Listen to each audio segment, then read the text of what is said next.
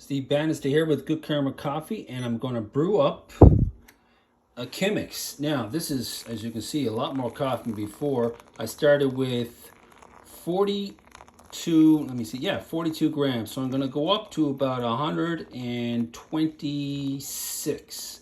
This is the one of the big advantages of the Chemex. You can pour a little more. I was going to do just a bit, and then I realized my wife wanted some afternoon coffee. She usually has coffee in the morning. So now, looks like I'm going to do a little more. That's fine, because I got the Chemex, so it's raring to go. Now I'm going to wait about 40 seconds now, as you can see down there. 39, 40. Best way to approach this, and just clean off the sides, is to go in segments. Because if you don't go in segments, as in 150 or so, I think you're going to stop around 300. Then what'll happen is it'll just be too much water buildup, too much pressure on the bed, or the slurry, what it's called, the bed, which is the coffee and the water, and then you could get it clogged up. So you just got to be a little bit careful. I'll stop at 300. I think I stopped at around, what was it, around 110. Wait a little bit. A lot of times with the Chemex, I like to scrape it off the wall. It's really thick. Some of the thickest filters you're going to get. Scrape it out the walls. Try to move around with one hand and do this with the other. What have I got here? I'm waiting. Sometimes I look at the time. Sometimes I get to get a feel for it, how far it's going to go down. Yeah, that's probably good there. Now I'm going to go another. So that was about 150. Probably going to go another 200. Depending on how fast I go. After a while, you get used to this because you get in the groove. Right, so you don't want to go too slow, too fast. Notice how I'm sticking to the middle, right? Doesn't matter exactly what pattern you go. I mean, if anyone says there's a specific pattern, there isn't. I'm gonna have a little look here.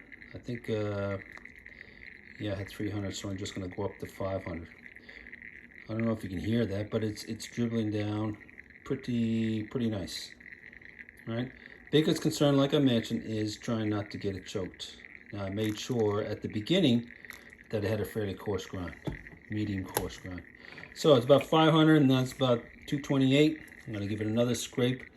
Some people do this, some people don't. Just keep it off the walls. Look at all that gorgeous crema, roasted coffee.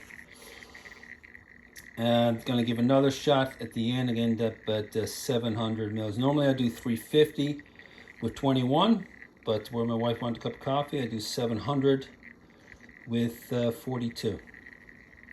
Once again, I'm waiting here. I don't usually do 700, so I want to wait a little longer, right? I want that, want this to come down a little bit more. Now, that seems to be pretty good. So let's do our final pour. Multiple pours. I used to do one pour for the longest time. Multiple pours, I found the way to go. I was listening to some of these, definitely the coffee gurus who know far more coffee than me. Coffee scientists, basically, and that's what they're saying, that multiple pours are far better. It keeps the slurry hot, and you don't have as much pressure, like I mentioned. Creeping up here on 700.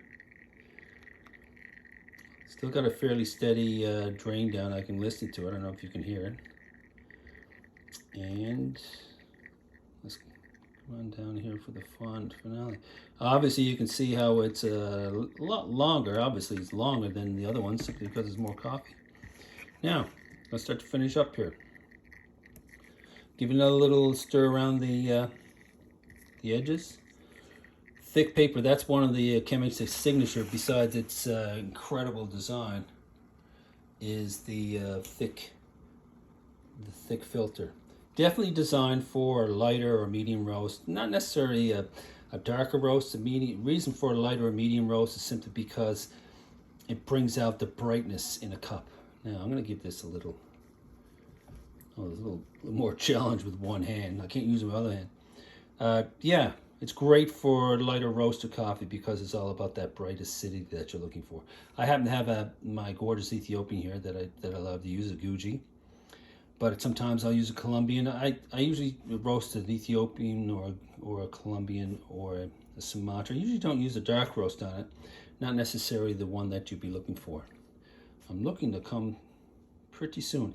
Just like usual, I want to have a flat bed, which means I've got it as much coffee and the water interacted as possible. Now, just look at that. Isn't that incredible? What a finish. Nice, clean paper. These are just little fines that are left over. Right? And that's about it.